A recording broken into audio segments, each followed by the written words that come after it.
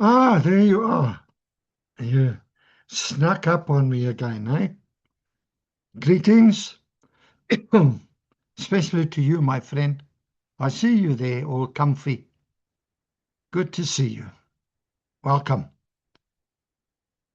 I'm Peter Warren, and I welcome you to the Watering Hole, die Watergat. We're going to trust Father God to give us some good fellowship time today around His living words. Thank you for joining me. I appreciate it. Now, it's not rocket science that we live in a very abusive country. Politicians, uniform wearers, men versus women, employees versus employers, parents, children, all abusing their power and abusing one another.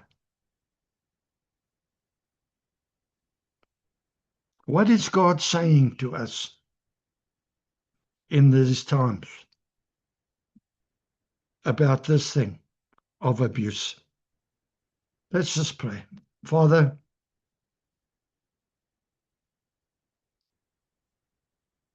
what can we say? There is no end to the evil in the heart of man. We live in an abusive country.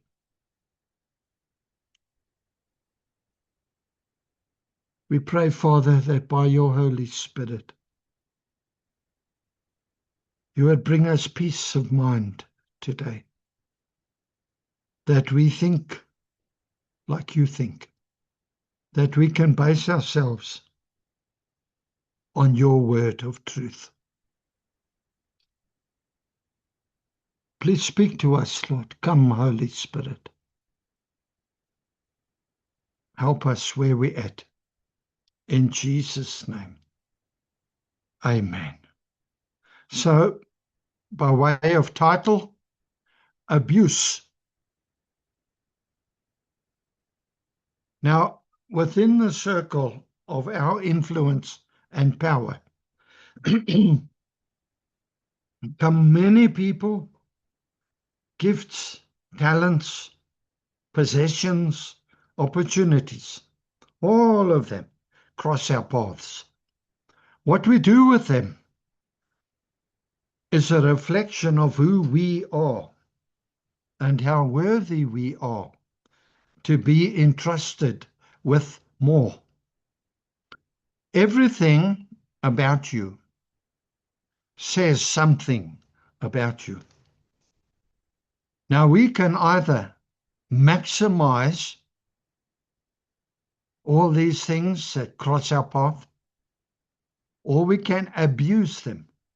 Abuse is the abnormal use, the abnormal treatment of how something or someone should be treated. That's abuse. It comes in many forms. It can be violent, or it can be quiet, like abandonment that we spoke about, or betrayal of a trust relationship. Or it can be a perversion, like rape, sodomy.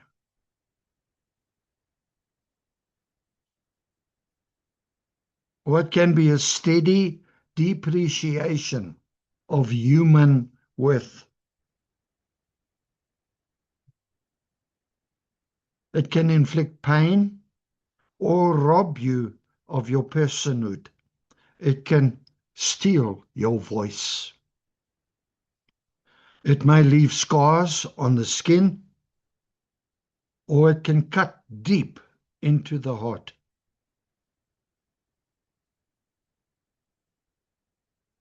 Its result might be superficial, the response to a careless comment, or it may be a lifetime wound resulting from a neglected or mismanaged trust.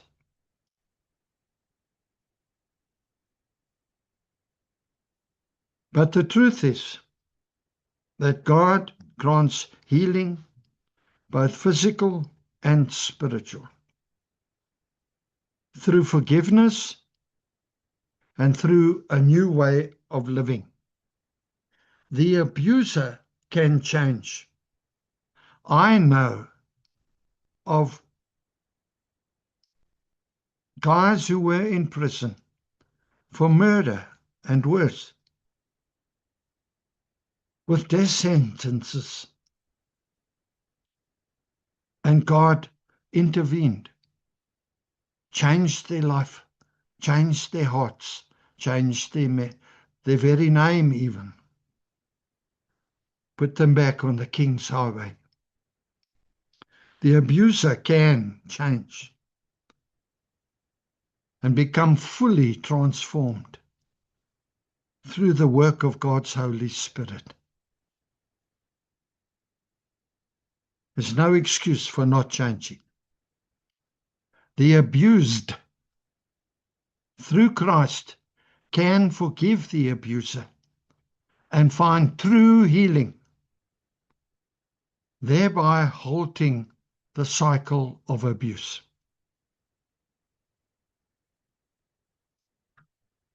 You can forgive the abuser, releasing yourself from the abuse and releasing the abuser to whatever God he serves. And you can halt the cycle. You don't have to repeat what you went through.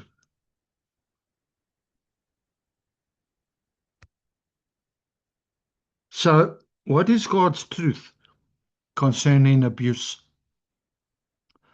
Well, a couple of things. Number one, God will forgive an abuser because he forgives all sins. His mercy is to any truly repentant person, regardless of their past. There is no sin too big for you to repent of and for God to forgive. Acts 2:21 in the ISV. Then whoever calls on the name of the Lord will be saved. Are you a whoever watching this video? It's not a coincidence. In 2 Chronicles 33, we read of Manasseh. He was the most wicked king in Judah's history. He was abusive to the point that he burnt his own sons on an altar. And yet later in life, he repented. He sought the forgiveness of God, and God forgave him, transformed him into a man who did great things for his nation. Come on. The only hope you have is in Christ. Number two, this is a question I often get asked. Is physical discipline of my child abuse? The Bible clearly advocates discipline of children, even physical discipline. But it must be done in love, not in anger.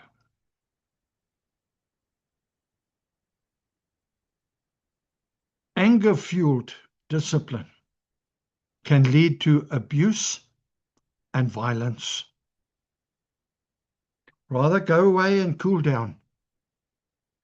Then when you've cooled down, come back and deal with your child. Proverbs 3:24 in the Passion Translation. If you withhold correction and punishment from your children, you demonstrate a lack of true love. So prove your love and be prompt to punish them. Proverbs 29:15 and 17 in the ESV. The rod and reproof give wisdom, but the child left to himself brings shame to his mother. Verse 17, discipline your son, and he will give you rest. He will give delight to your heart. My one aunt, we were down at Palm Springs at her house, and her teenage son was acting up and giving her grief. And she said to me, Peter, he just wants some love.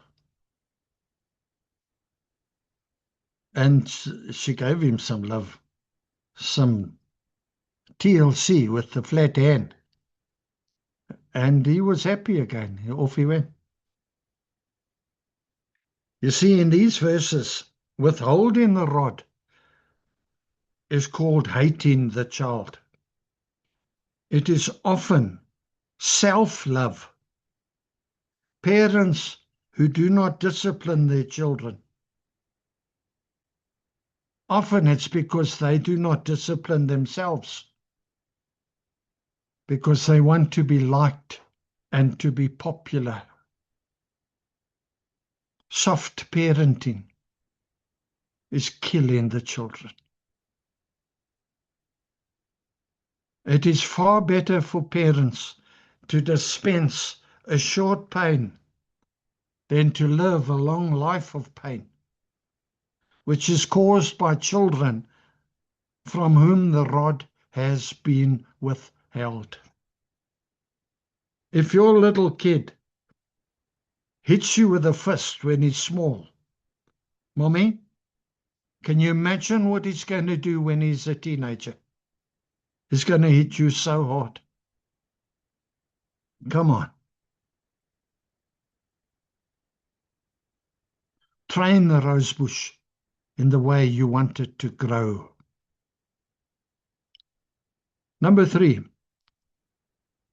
what prevents abuse, if anything? Well, as far as I can see, only love restrains us from abusing a loved one, whether physically, emotionally, financially, or in any other way whatsoever.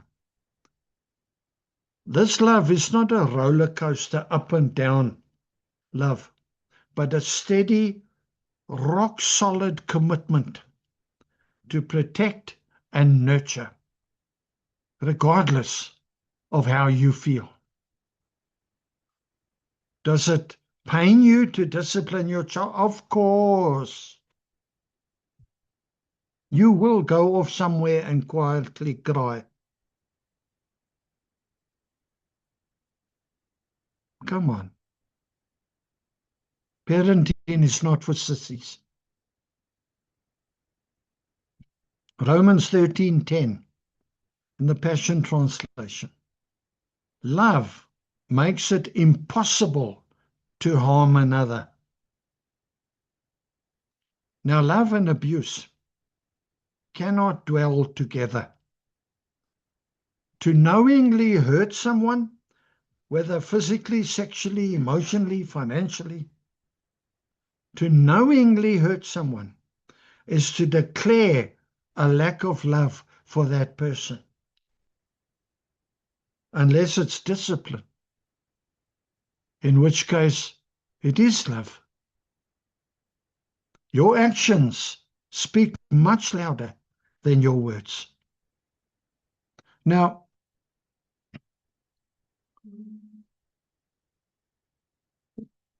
Here's a question. How do I heal from the wounds of abuse?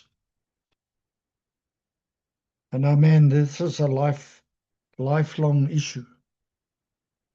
How do I regain trust? How do I?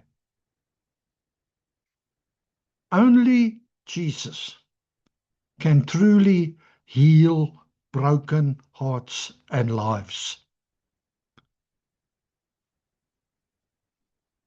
When we give ourselves over to Him, He begins to make us new on the inside, washing us clean with His mercy and His forgiveness. Now there will be external scars in this life. But one day, in eternity, even those scars will disappear forever. Matthew 15, verse 30, in the Passion Translation. Huge crowds of people streamed up the hill, bringing them the lame, blind, deformed, mute, and many others in need of healing.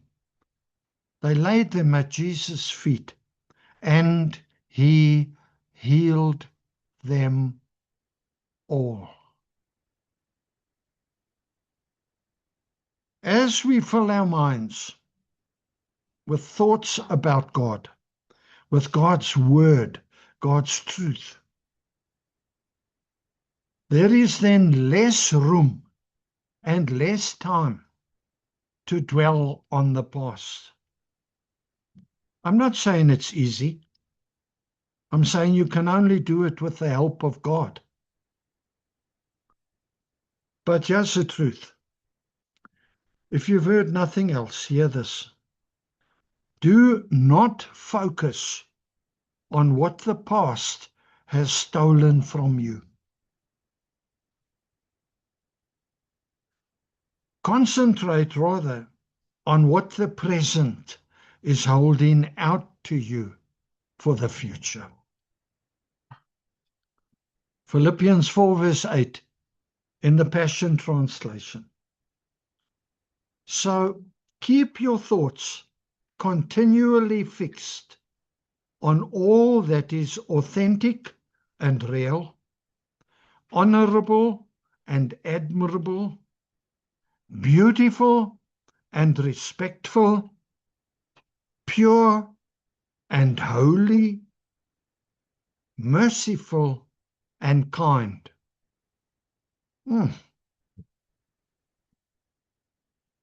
This is on us. And it goes on, and fasten your thoughts on every glorious work of God, praising Him always. The Passion Translation, Philippians 4 verse 8. By the grace of God, with His help, you can cultivate this discipline. You can. Now, you were not designed to be defeated. The devil tried to defeat you through the abuse. But God will turn it to His glory, and He will work it to your eternal good. And those things that you have come through will prepare you to help others going through the same thing.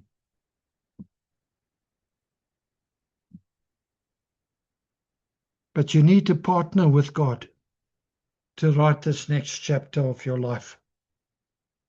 Get into line with His word. Confess the abuse. Bring it into the light. Then it belongs to Jesus, and He will take it. But as long as it's unconfessed and it stays in the darkness, it belongs to the devil, and he will run riot with it. Let's just pray. Father, what an issue. So much abuse, Father, I bring each one before you that has been abused.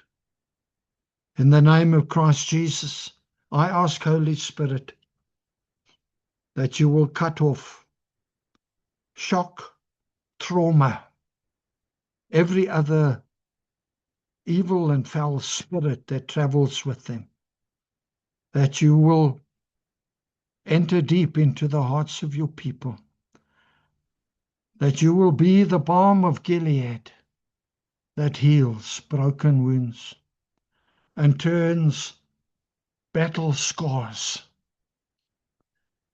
into medals of honor that can be proudly worn